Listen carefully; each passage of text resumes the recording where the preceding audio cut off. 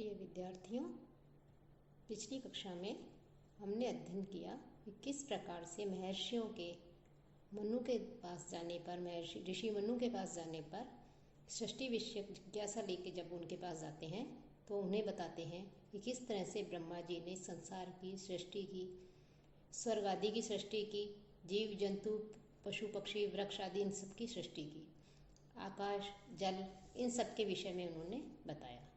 और उसी क्रम में फिर वो कहते हैं कि जब सारे प्राणी उस परमात्मा में फिर विलीन हो जाते हैं तब ये संपूर्ण जीव निवृत्त होकर के, सारे कार्यों से निवृत्त होकर के जो सुखपूर्वक उसमें लीन हो जाते हैं, अर्थात शयन करते हैं। और जब तक यह जीव अज्ञान का आश्रय लेता है और इंद्रियों के साथ बहुत समय तक रहता है और लेकिन अपना कर्म नहीं करता, श्वास आदि जो उसका कर्म है वो नहीं करता है, तब वह अपने शरीर से बाहर निकल जाता है। और इसके पश्चात अपने वह जो जीव है, अणु मात्रक जो जीव है, वो अपने कर्मों के अनुसार स्थूल देह को भी जो है फिर वो धारण करता है।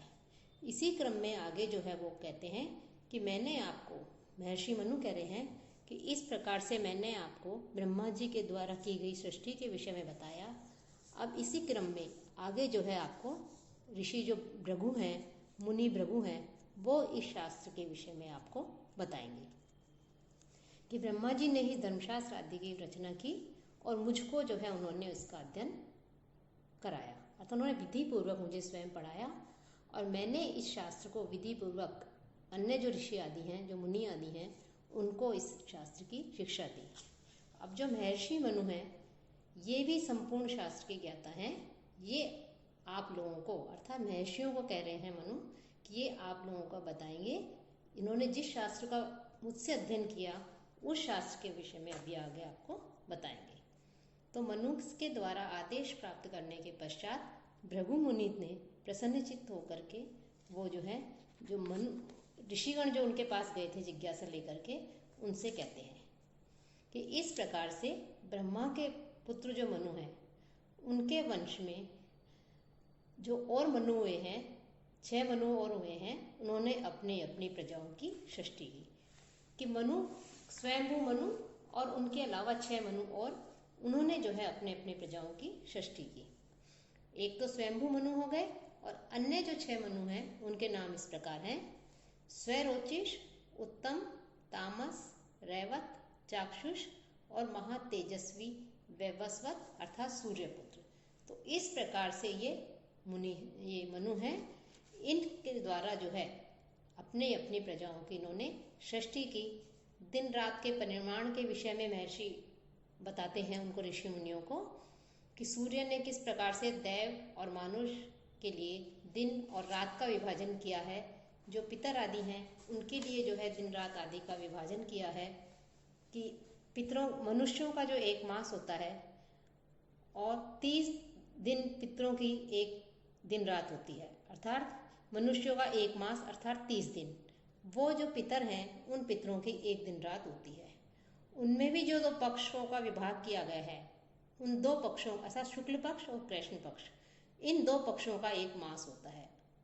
तो ये जो 2 पक्ष हैं, कृष्ण पक्ष और शुक्ल पक्ष, इनमें जो कृष्ण पक्ष है उस कृष्ण पक्ष में पितर जागते हैं और शुक्ल पक्ष में जो है वो पितर जो है वो शयन करते हैं।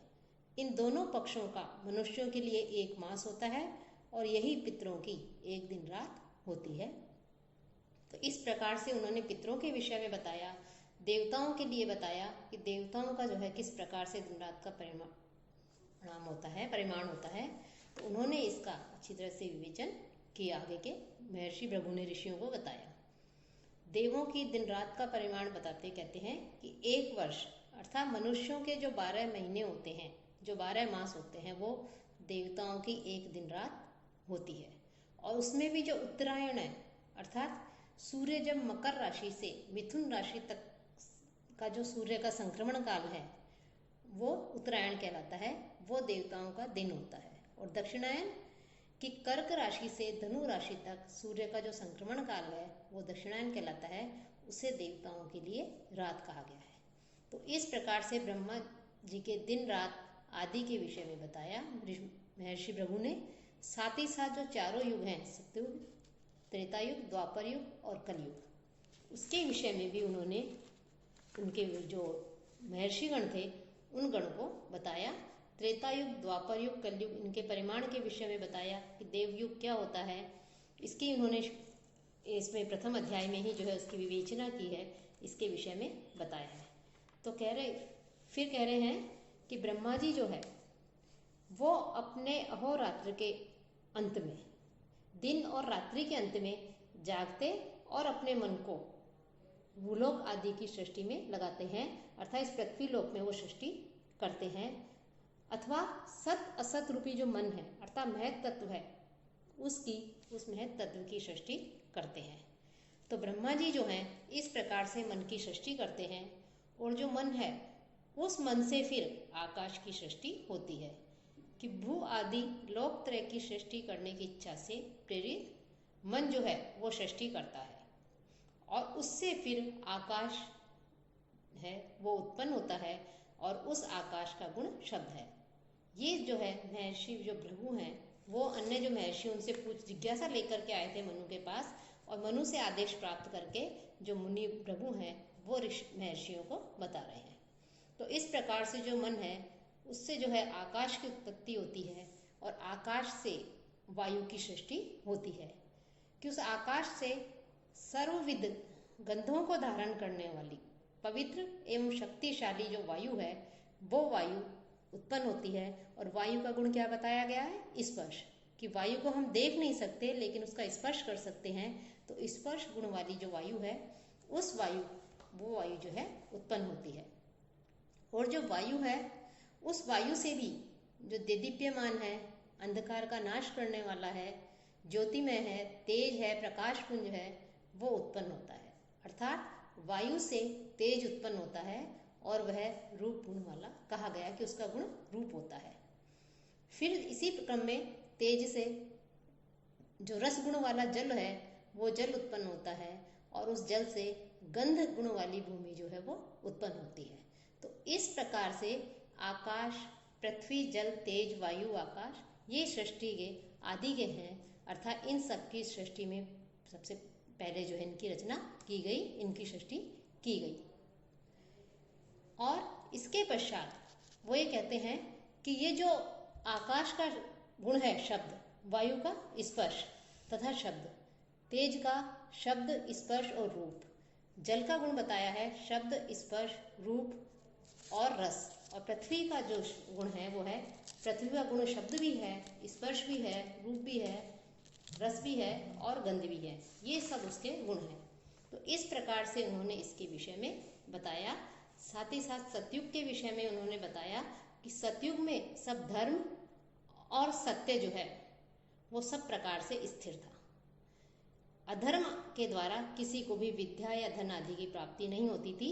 सभी लोग अपने अपने कार्यों में अपने अपने कर्तव्यों को करते थे, सभी लोग धर्म का आचरण करते थे, अपने कर्म में संलग्न थे।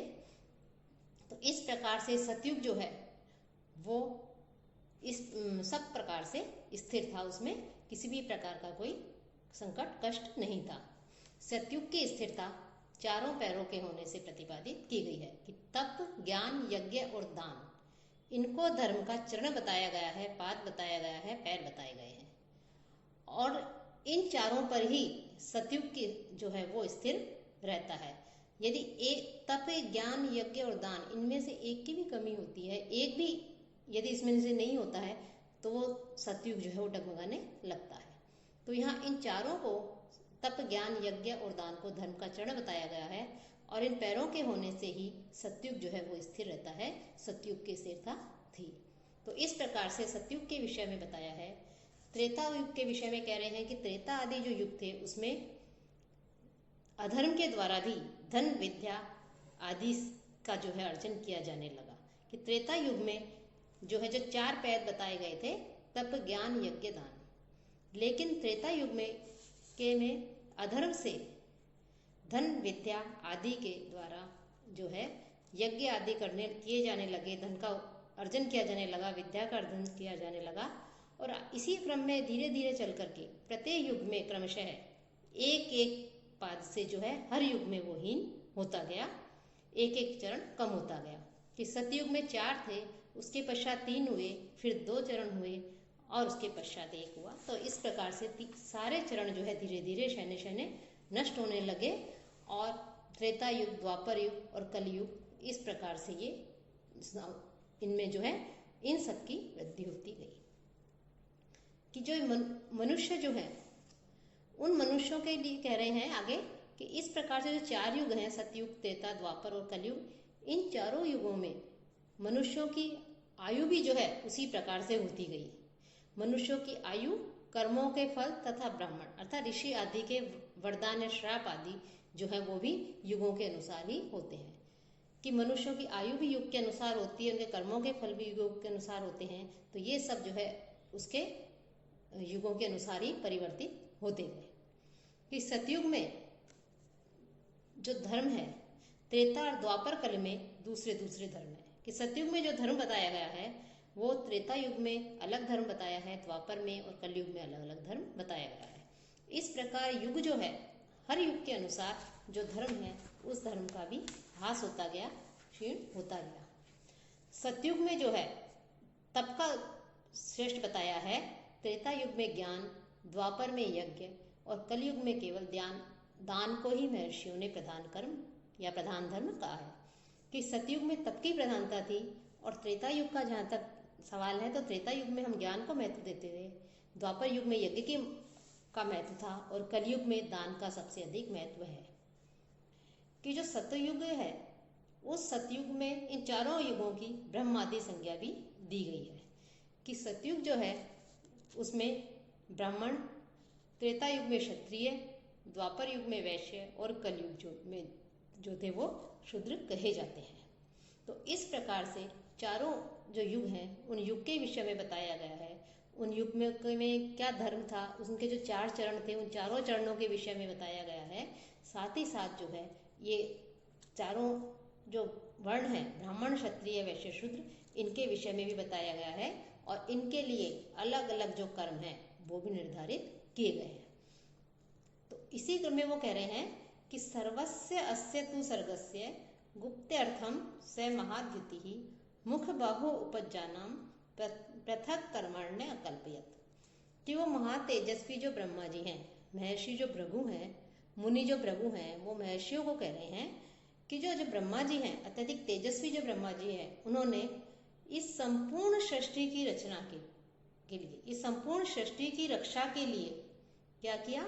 ब्राह्मण, क्षत्रिय, वैश्य और शूद्र, इन चारों के लिए अलग अलग कर्मों की व्यवस्था की। कि चारों तो जो है विराट पुरुष से उत्पन्न हुए हैं चारों वर्ण, लेकिन इन चारों के लिए जो कर्म है वो भिन्न भिन्न बताए गए हैं और वो उनके जो कर्म है उन कर्मों के द्वारा ही ये जो संपूर्ण सृष्टि है, संपूर्ण जो जगत है, इसकी रक्षा होती है। तो इसके विषय में बताया गया है। अब जो 4 वर्ण हैं, ब्राह्मण, क्षत्रिय, वैश्य, शूद्र, इनके क्या कर्तव्य हैं, इनके क्या कर्म बताए गए हैं, ये हम अगले व्याख्यान में पढ़ेंगे।